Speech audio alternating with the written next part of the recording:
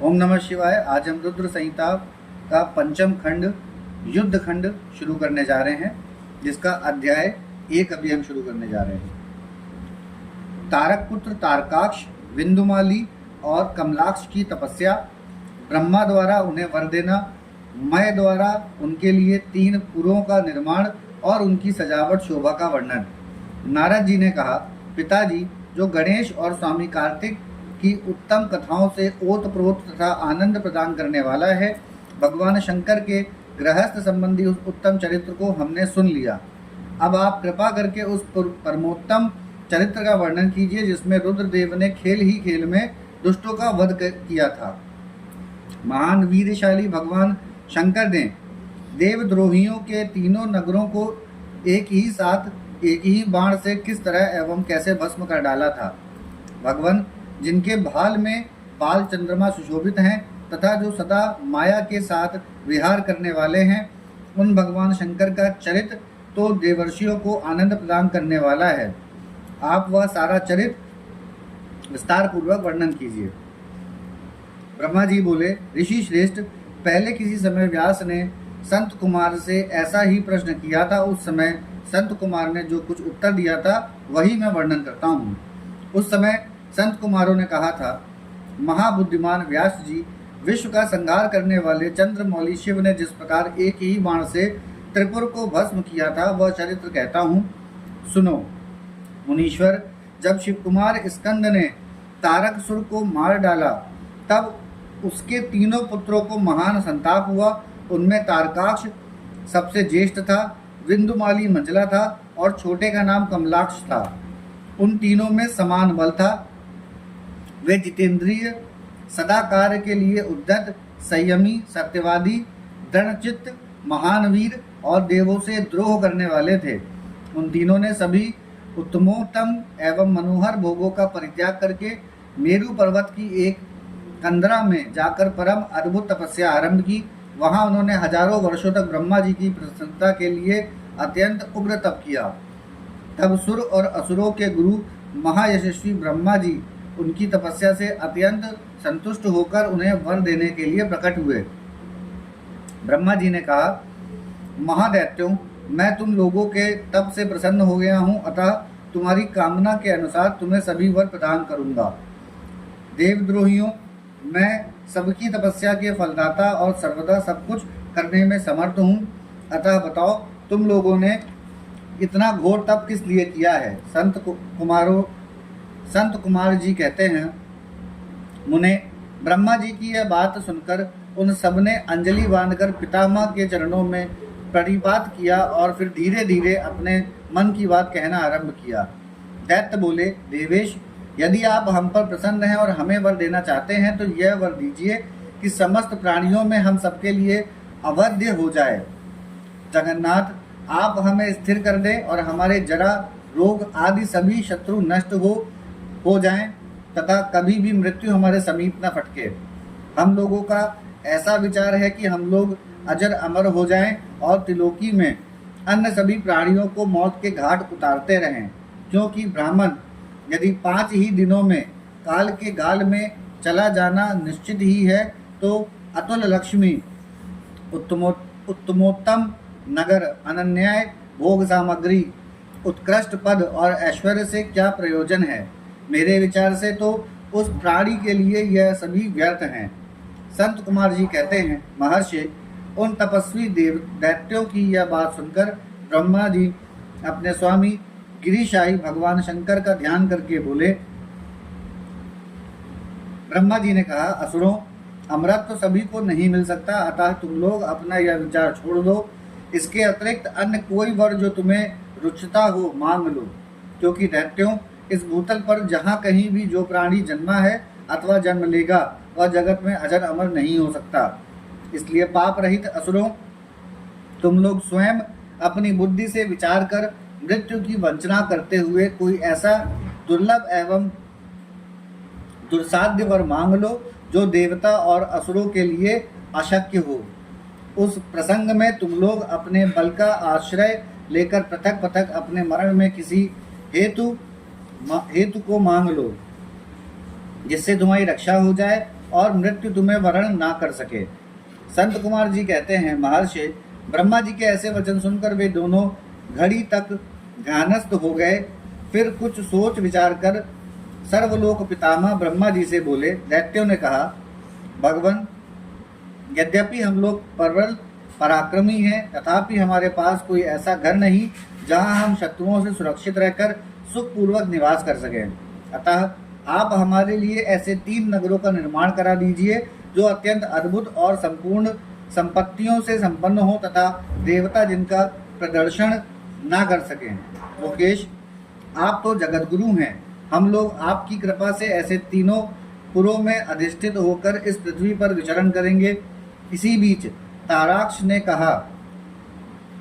ने कहा कि विश्वकर्मा मेरे लिए जिस नगर का निर्माण करें वह स्वर्णमय हो और देवता भी उसका भेदन न कर सकें। तत्पश्चात कमलाक्ष ने चांदी के बने हुए अत्यंत विशाल नगर की याचना की और विद्युन्माली ने प्रसन्न होकर व्रज के समान कठोर लोहे का बना हुआ बड़ा नगर मांगा। ब्राह्मण, ये तीनों पुर मध्याह्न के समय अभिजीत मुहूर्त में चंद्रमा के पुष्य नक्षत्र पर स्थित होने पर एक स्थान पर मिला करें और आकाश में नीले बादलों पर स्थित होकर ये क्रमशः एक के ऊपर एक रहते हुए लोगों की दृष्टि से ओझल रहें। फिर पुष्परावर्त गामक काल मेघों के वर्षा करते समय 1 सहस्त्र वर्ष के बाद यह तीनों नगर परस्पर मिलें और एक ही भाव को प्राप्त हो, अन्यथा नहीं। उस समय कृतिवासा भगवान शंकर, जो वैर भाव से रहित सर्वदेवमय और सबके देव हैं, लीला पूर्वक संपूर्ण सामग्रियों से युक्त एक असंभव रथ पर बैठकर एक अनोखे बाण से हमारे पुरों का भेदन करें। किंतु भगवान शंकर सदा हम लोगों के वंदनीय हैं, पूज्य और अभिवादन के पात्र हैं, अतः वे हम लोगों को कैसे भस्म करेंगे। मन में ऐसी धारणा करके हम ऐसे दुर्लभ वर को मांग रहे हैं। संत कुमार जी कहते हैं, व्यास जी, उन दैत्यों का कथन सुनकर सृष्टिकर्ता लोक पितामह ब्राह्मण ने शिव जी का स्मरण करके उनसे कहा कि अच्छा, ऐसा ही होगा। फिर मैं को भी आज्ञा देते हुए उन्होंने कहा, हे मैं, तुम सोने, चांदी और लोहे के 3 नगर बना दो। यूं मैं को आदेश देकर ब्रह्मा जी उन तारक पुत्रों के देखते देखते अपने धाम स्वर्ग को चले गए। तदंतर धैर्यशाली मैं ने अपने तपोबल से नगरों का निर्माण करना आरंभ किया। उसने तारकाक्ष के लिए स्वर्णमय, कमलाक्ष के लिए रजतमय और बिंदुमाली के लिए लोहमय, ये 3 प्रकार के उत्तम दुर्ग तैयार किए। वे पुर क्रमशः स्वर्ग, अंतरिक्ष और भूतल पर निर्मित हुए थे। असुरों के हित में तत्पर रहने वाला मैं इन तीनों पुरों को तारकाक्ष आदि असुरों के हवाले करके स्वयं भी उसी में प्रवेश कर गया। उस प्रकार उन तीनों पुरों को पाकर महान बल पराक्रम से संपन्न वे तारकासुर के लड़के उनमें प्रविष्ट हुए और समस्त भोगों का उपभोग करने लगे। वे नगर कल्प वृक्षों से व्याप्त तथा हाथी घोड़ों से संपन्न था। उनमें मणि निर्मित जालियों से आच्छादित बहुतेरे महल बने हुए थे। वे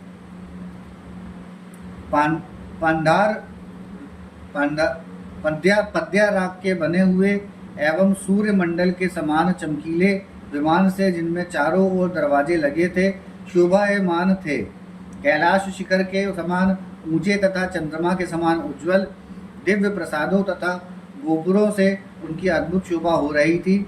वे अप्सराओं, गंधर्वों, सिद्धों तथा चारणों से खचाखच भरे थे। प्रत्येक महल में शिवालय तथा अग्निहोत्रशाला की प्रतिष्ठा हुई थी। उनमें शिव भक्ति परायण शास्त्राज्ञ ब्राह्मण सदा निवास करते थे। वे बावली, कूप, तालाब और बड़ी बड़ी टहलियों से तथा समूह के समूह स्वर्ग से च्युत हुए वृक्षों से युक्त उद्यानों और वनों में सुशोभित थे। बड़ी बड़ी नदों और छोटी छोटी सरिताओं से, जिनमें कमल खिले हुए थे, उनकी शोभा और बढ़ गई थी। उनमें संपूर्ण कामनाओं को पूर्ण करने वाले अनेकों फलों के भार से लदे हुए वृक्ष लगे थे, जिनसे वे नगर विशेष मनोहर लगते थे। वे झुंड के झुंड मदमत गजराजों से, सुंदर सुंदर घोड़ों से, नाना प्रकार के आकार प्रकार वाले रथों एवं शिविकाओं से अलंकृत थे।